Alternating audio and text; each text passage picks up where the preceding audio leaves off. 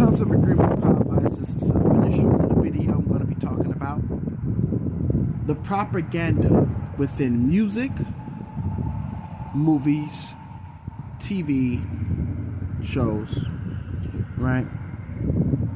Video games and novels.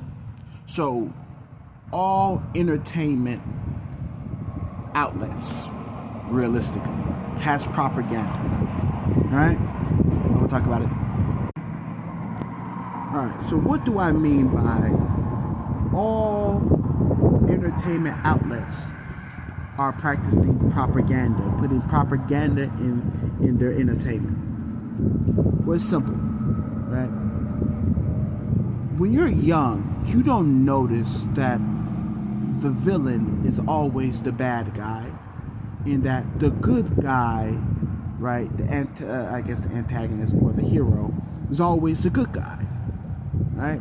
And the good guy is the good guy because he or she is selfless and, sacrifice a lot to save someone else other than themselves.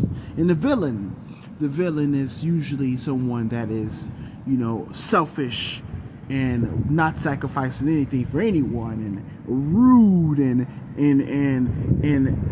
controlling and all this other extra shit, right? And at the end of the story, the villain ends up having a tragedy and the hero gets everything he wanted. The end. And this goes like this in this traditional storytelling, right? Which was always, storytelling has always been about the moral story, right? The moral to the story, right? The meshes in the bottle, because of this happens, right? And that was cool at the beginning of stories, right? But even then, stories have always been about convincing you to have a certain behavior to get what you want. If you have a certain behavior, then you get what you want, right? And that's perfectly fine. I'm not really against, whatever. But the thing is,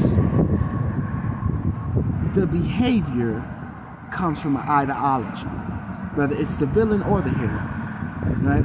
And usually the author, right, or the creator of this entertainment usually chooses perfectly why the villain is the villain, because they want to show that any person with these ideologies, which happens to be the ideologies that they don't agree with, will lose, and they'll lose like this.